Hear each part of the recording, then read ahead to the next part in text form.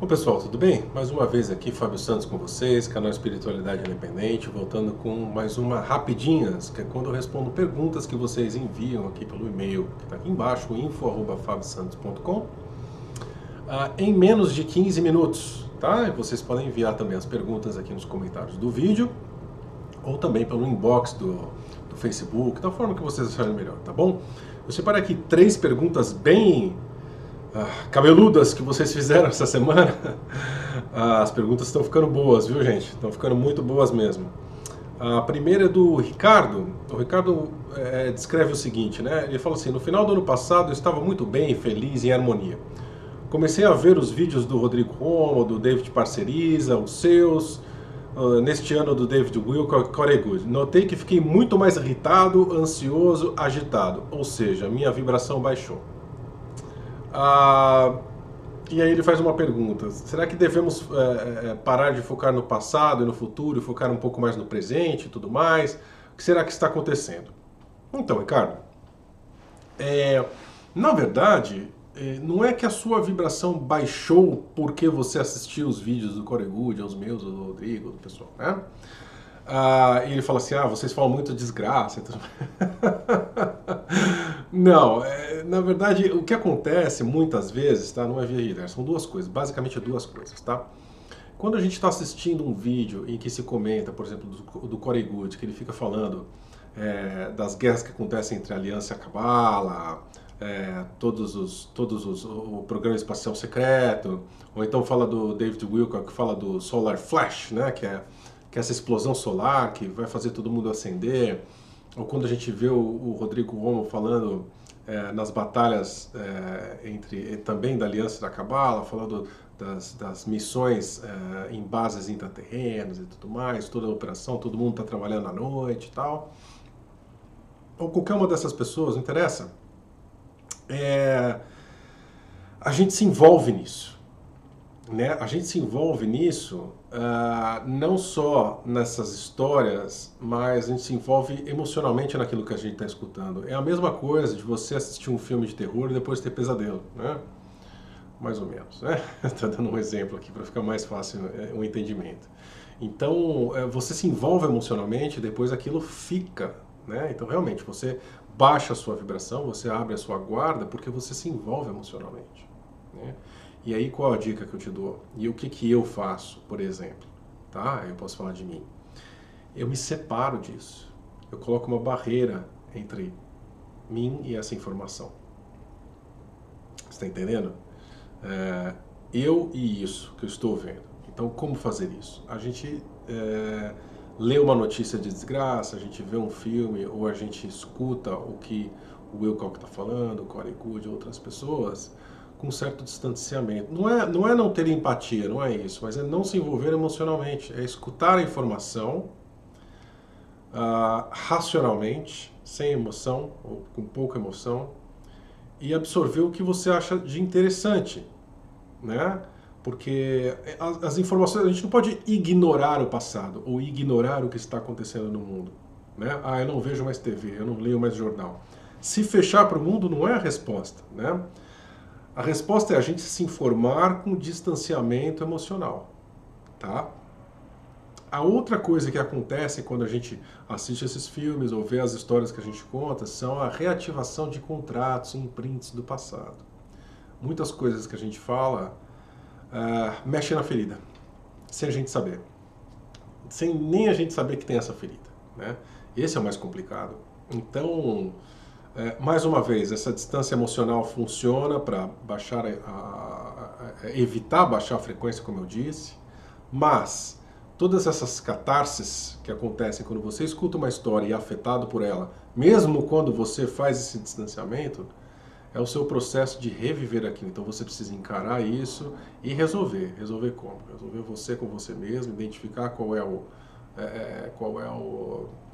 trauma, qual é o problema a ser resolvido. Isso é muito complicado de falar de uma forma genérica, porque é muito pessoal, tá bom? Mas tem a terceira saída também. Se você estiver realmente não está conseguindo se distanciar e não está conseguindo resolver as suas feridas, realmente você pode evitar sim esse tipo de informação. Quando você vê que é uma informação sobre guerra, uma informação que você não está muito afim de escutar, que está te incomodando, está te fazendo mal, se prive. Essa terceira opção eu não acho tão assim boa, porque acaba te privando de informações que podem ser importantes, né? A gente fica um pouco alienado do que está acontecendo. Eu acho que se manter a distância e encarar as feridas conforme elas vão se abrindo de uma forma inteligente, de uma forma protegida, junto com o seu pessoal, e existem N técnicas para fazer isso, eu acho que seria a melhor forma. Tá bom, seu Ricardo? Tá vendo que essa pergunta demorou um pouquinho para ser respondida, por isso que eu separei só 3 hoje. Gente, a segunda pergunta vem da Taiguara. Ela fala o seguinte: os guias e as cidades astrais ficam no penumbral? Olha, eu já não sei a definição de penumbral aqui, mas vamos conversar. As naves para onde quase todos nós, ou todos nós, somos levados e enganados com o papo de reencarnação ficam no umbral superior? Então, as cidades como o nosso lar é onde somos enganados? Como devemos educar os filhos, adolescentes, ou enfim? Estaremos juntos no Rio de Janeiro em maio. Maravilha, 18 e 19 de maio estarei no Rio de Janeiro. Que bom, Taiguara, que você vai estar comigo e com todos nós, né? A primeira pergunta, então. Os guias e as cidades astrais ficam no penumbral? Eu não sei aonde é o penumbral, tá? Eu diria para você que todo 5D terrestre é umbral. Eu chamo de umbral todo 5D terrestre, seja umbral baixo, médio ou alto, digamos assim, porque tu está dentro da barreira de frequência. Então, se está dentro da barreira de frequência, para mim, eu, Fábio, para mim é umbral. Tá? Então sim, está dentro do umbral, tudo está dentro do umbral. As cidades etéricas do outro nome, tudo mais, do outro lado, enfim, os guias que estão aqui dentro dessa esfera, que estão nos ajudando, os que estão atrapalhando, para mim está todo mundo dentro desse umbral terrestre, tá? Mas esse sou eu. As naves para onde quase todos nós ou todos nós somos levados e enganados com o papo de reencarnação ficam no umbral superior? Não, eles ficam em todos os umbrais.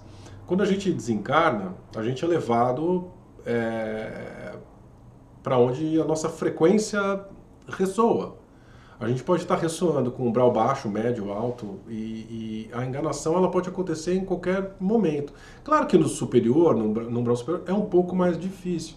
Por isso que a nossa ideia de todo esse estudo que a gente está fazendo aqui é a gente estar preparado e com conhecimento de quando a gente desencarnar.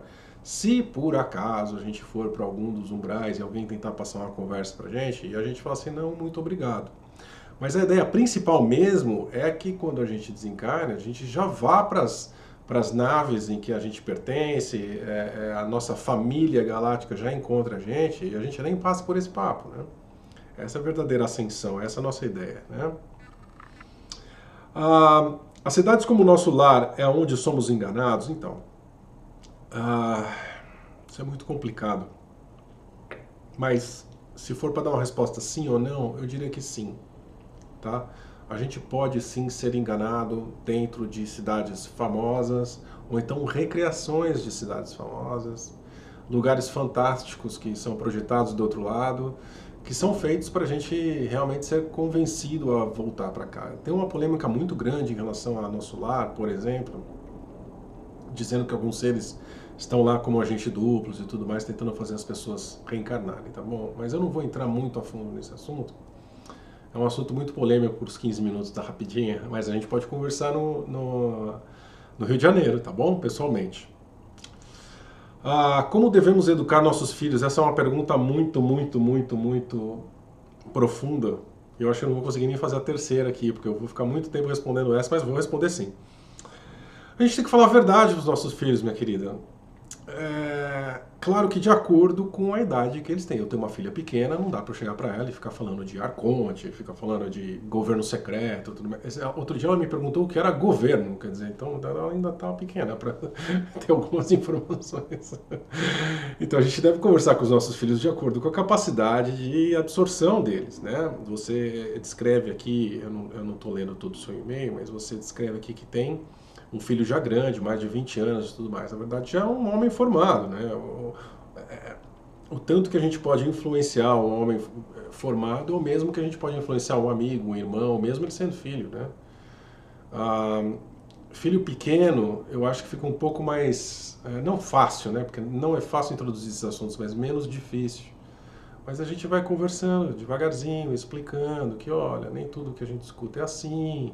Eu, por exemplo, com a minha filha, é, eu sempre falei que isso é outra polêmica também. Eu nunca falei, ela nunca acreditou em Papai Noel, por exemplo. Você fala, mas e a fantasia? Eu acho que as crianças podem ter fantasias sem ter que contar mentira.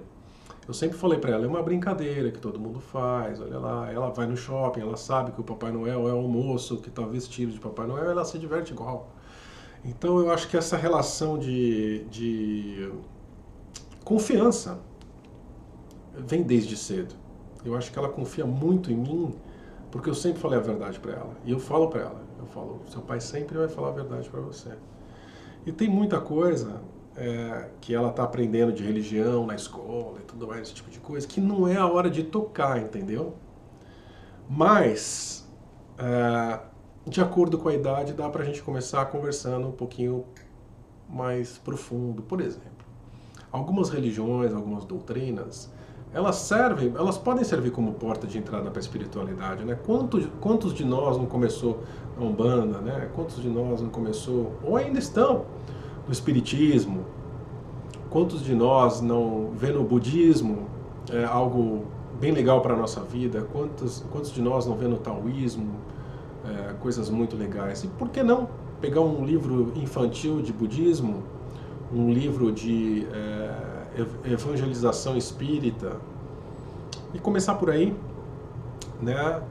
E aos poucos a gente consegue inserir o que realmente a gente quer dizer de acordo com a maturidade. Eu diria que muita coisa que a gente fala aqui é para maior de 18. Deixa eu ver se dá mais um tempo aqui, ó, 12 minutos? Eu acho que não. Vou deixar a próxima pergunta, inclusive a próxima pergunta é bem cabeluda mesmo, mas vou deixar para o próximo rapidinhas aqui com o Fábio Santos. Essas duas perguntas foram bem complexas e eu demorei um pouco para responder. Esse pessoal pode continuar mandando mais perguntas, tá bom? Aqui no meu e-mail, no Facebook, onde vocês quiserem. Eu vou anotando o máximo de número de perguntas aqui possíveis e vou respondendo para vocês toda semana. Eu vou tentar fazer isso aqui toda semana, tá bom? Se vocês estiverem gostando, comente aí, dá o like, compartilha. E a gente continua com as lives, claro, tanto no Instagram, quanto no Facebook, quanto no YouTube a qualquer momento, tá bom, gente? Beijo, um abraço, até a próxima. Até mais, gente. Tchau, tchau.